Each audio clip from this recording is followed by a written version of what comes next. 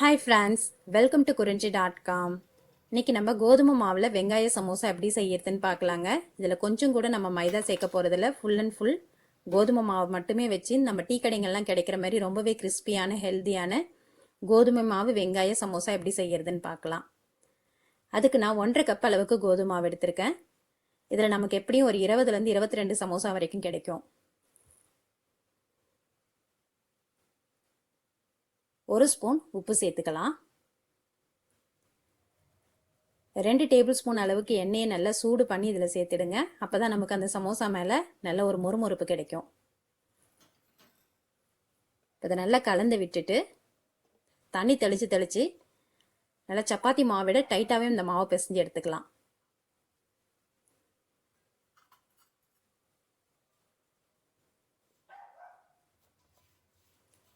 நல்லா இந்த அளவுக்கு மாவு பிசைஞ்சிட்டு ஒரு தட்டு போட்டு மூடி இந்த மாவு குறைஞ்சபட்சம் ஒரு அரை மணி நேரமாவது நல்லா ஊற விட்டுடுங்க.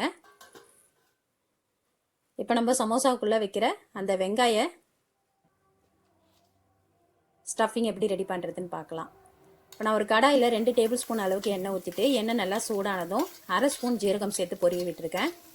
இப்போ இதில் 4லேருந்து ஒரு 5 பெரிய வெங்காயமாக இந்த மாதிரி நீள நீளமாக மெலிசாக கட் பண்ணி சேர்த்துருக்கேன். இப்போ இந்த வெங்காயம் வந்து ரொம்ப வதங்கணும்னு அவசியம் இல்லைங்க.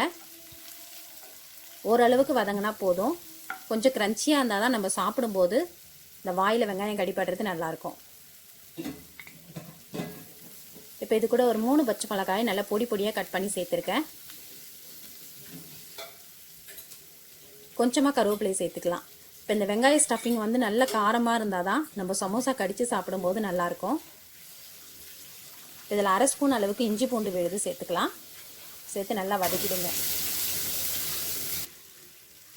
இப்போ இதில் காரத்துக்கு தேவையான அளவுக்கு 1 ஸ்பூன் மிளகாய்த்தூள் சேர்த்துருக்கேன்.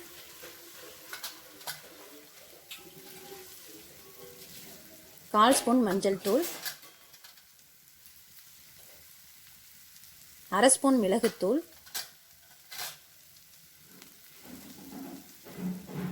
கால் ஸ்பூன் சோம்புத்தூள் சேர்த்துருக்கேன்.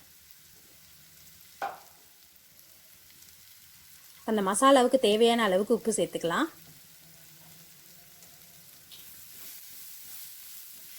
ரொம்ப நாள் வதக்கணும்னு அவசியம் இல்லைங்க. லைட்டாக ஒரு 2 நிமிஷம் வதக்கினா போதும். வெங்காயம் நமக்கு ரொம்ப வேகக்கூடாது, க்ரன்ச்சியாக இருக்கணும். இப்போ கொஞ்சமாக கொத்தமல்லி தூவி நம்ம அடுப்பை ஆஃப் பண்ணி இதை எடுத்து வச்சிடலாம். இப்போ நம்ம இந்த சமோசாவுக்கு ஒட்டுறதுக்கு ஒரு பேஸ்ட் வேணும் இல்லைங்களா, அதுக்காக 2 டேபிள் ஸ்பூன் அளவுக்கு கோதுமை மாவு எடுத்து இந்த மாதிரி கொஞ்சமாக தண்ணி ஊற்றி பேஸ்ட் மாதிரி குழப்பி எடுத்துக்கோங்க. இது தண்ணியாக இருக்கக்கூடாது, இந்த அளவுக்கு நல்லா திக்காக இருக்கணும். இப்போ நம்மளோட மாவு நல்லா ஊறிடுச்சு.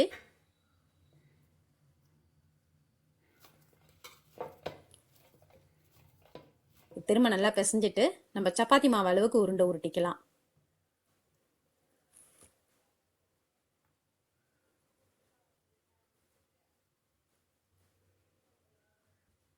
இப்போ இந்த மாவெல்லாம் நம்ம கோதுமை மாவு தொட்டே நம்ம சப்பாத்திக்கு எப்படி உருட்டுவோமோ அதே மாதிரியே திரட்டி எடுத்துக்கலாம்.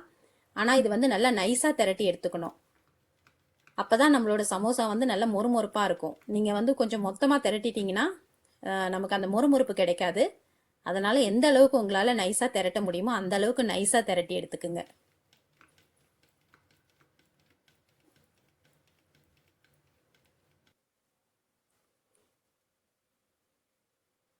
நீங்கள் கோதுமை மாவில் இல்லை மைதா மாவில் எதில் செஞ்சாலுமே நம்ம இந்த ஷீட்டை வந்து நல்லா மெலிசாக திரட்டணும். அப்போ தான் நம்மளோட சமோசா நல்லா கிறிஸ்பியாக இருக்கும்.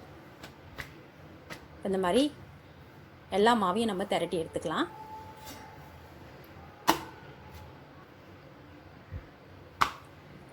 நம்மளோட சமோசா நல்லா மொறுமொறுப்பாக வர்றதுக்காக தோசை தவாவில் லைட்டாக சுட்டு எடுத்துக்கலாங்க. இதை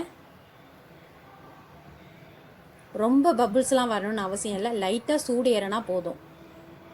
அந்த அளவுக்கு நம்ம இதை சுட்டு எடுத்துக்கிட்டாலே போதும்.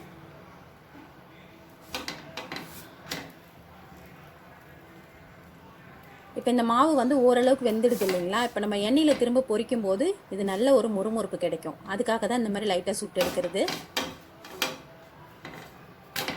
இந்த மாதிரி மேலே வெள்ளை வெள்ளையாக வந்தாலே போதும், நம்ம எடுத்து வச்சிடலாம். இதே மாதிரி நான் எல்லா மாவையும் சுட்டு எடுத்துட்டேன்.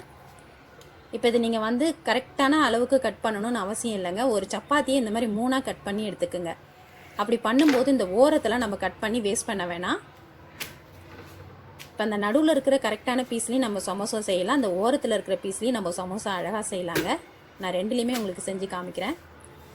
இல்லைன்னா நம்ம அந்த ஓரங்கள்லாம் கட் பண்ணி எடுத்து வச்சுட்டு அதுக்கப்புறம் எண்ணெயில் பொரிச்சு எடுக்கணும். இது வந்து நம்ம அப்படியே சமோசா ரெடி பண்ணலாம், நமக்கு வேஸ்ட் ஆகாமல் இருக்கும். இப்போ இந்த மாதிரி நான் எல்லா ஷீட்டும் ரெடி பண்ணிட்டேன்.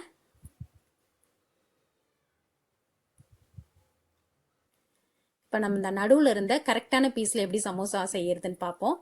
இப்போ இந்த மாதிரி ஒரு மடிப்பு மடிச்சுட்டு அதை திருப்பி 2வது மடிப்பு மடிக்கும் போது நமக்கு கோன் மாதிரி கிடைச்சிரும். இப்போ நம்ம அந்த மடித்தோம் பாருங்கள், அதில் வந்து அந்த கோதுமை பேஸ்ட்டு தடவை வேணாம், 2வது மடிப்பில் அந்த கோதுமை பேஸ்ட்டு தடவைனா போதும். இப்போ நமக்கு கோன் மாதிரி கிடைச்சிருது. இதுக்குள்ளே நமக்கு எந்த அளவுக்கு ஸ்டஃபிங் தேவையோ அந்த அளவுக்கு நல்லா வச்சுக்கலாம். நான் வந்து இன்றைக்கி சிம்பிளான வெங்காய ஸ்டஃபிங் மட்டும்தாங்க செஞ்சு காமிச்சிருக்கேன். நீங்கள் வந்து இதில் கேரட்டு, பீன்ஸு, பட்டாணி, உருளைக்கிழங்கு, அப்புறம் பீட்ரூட் கூட சேர்த்து செய்யலாம். எல்லாமே சேர்த்து கூட நீங்கள் இந்த மசாலாவை ரெடி பண்ணி இதுக்குள்ளே வைக்கலாம்.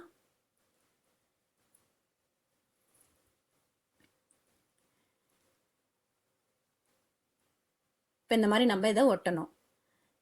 இப்போ அந்த ஓரங்களை நம்ம அந்த கோதுமை மாவு பேஸ்ட்டு தடவிடலாம். இப்போ நம்ம கோதுமை மாவு பேஸ்ட்டு நல்லா ஒட்டுமான்னு நினைக்காதீங்க, சூப்பராக ஒட்டிக்கும். கொஞ்சம் கூட உங்களுக்கு அந்த உள்ளே இருக்கிற ஸ்டஃபிங் எண்ணெயில் பொரிச்சு எடுக்கும்போது வெளியே வராது. நீங்கள் பயப்படாமல் தைரியமாக செய்யலாம். இப்போ நம்ம அந்த பேஸ்ட்டு கூட மைதா யூஸ் பண்ணலை. பாருங்கள் எவ்வளோ அழகான சமோசா ரெடி. இப்போ நம்ம அந்த ஓரத்தை கட் பண்ணோம் இல்லைங்களா, அதில் ஒரு சமோசா எப்படி செய்யறது நான் செஞ்சு காமிக்கிறேன். இப்போ இந்த மாதிரி வச்சுட்டு இதையும் ஒரு மடிப்பு மடிங்க, திரும்ப 2வது மடிப்பு மடிங்க. இப்போ நமக்கு ஒரு கோன் கிடைச்சிடுது. அந்த 2வது மடிப்பு ஓரத்தில் மட்டும் நம்ம கொஞ்சமாக அந்த கோதுமை பேஸ்ட்டை தடவிட்டு ஒட்டிட்டோம்னா நல்லா ஒட்டிக்கும். இப்போ பாருங்கள், இதுவும் நல்லா அழகான ஒரு கோன் ஷேப்பில் நமக்கு கிடைச்சிடுது.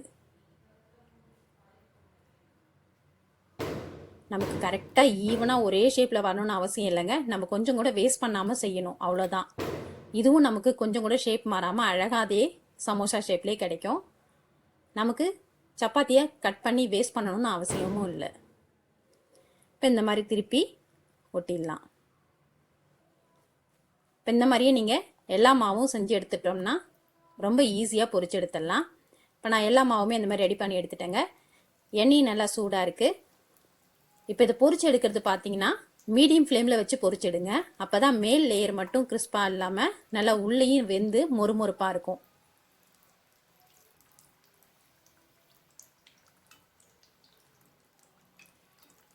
கொஞ்சம் கூட அந்த கோதுமை மாவில் நம்ம ஒட்டினது பிரிஞ்சு வரல பாருங்கள். நம்ம எண்ணெயில் மசாலா கொஞ்சம் கூட வெளியே வரல. ரொம்பவே அழகான சமோசா நமக்கு ரெடி ஆகிடுது. இந்த மாதிரி நல்ல ஒரு கோல்டன் கலருக்கு வந்ததுக்கப்புறம் எண்ணெயை வடிகட்டிட்டு எடுத்துருங்க.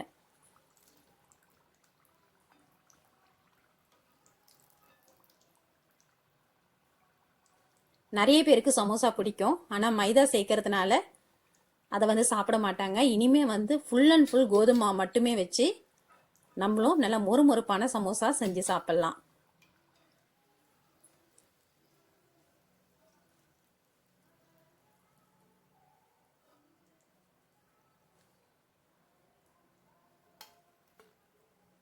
கொஞ்சம் கூட எண்ணெயும் குடிக்காது. இந்த எண்ணெயில் மசாலா பிரிஞ்சும் வெளியே வராமல் நல்லா மொறுமொறுப்பான சமோசா நமக்கு கிடைச்சிடுது. இப்போ நம்ம இந்த மாதிரியே எல்லா மாவையும் பொரிச்சு எடுத்துடலாம். ரொம்பவே ஹெல்த்தியான இந்த கோதுமை மாவில் செய்யக்கூடிய இந்த சமோசாவை நீங்களும் உங்கள் வீட்டில் செஞ்சு பாருங்கள். இந்த ரெசிபி உங்களுக்கு பிடிச்சிருந்தா லைக் பண்ணுங்கள், ஷேர் பண்ணுங்கள், சப்ஸ்கிரைப் பண்ணுங்கள். உங்கள் ஃப்ரெண்ட்ஸ் அண்ட் ரிலேட்டிவ்ஸோட இந்த வீடியோவை ஷேர் பண்ணிக்கோங்க. நன்றி, வணக்கம்.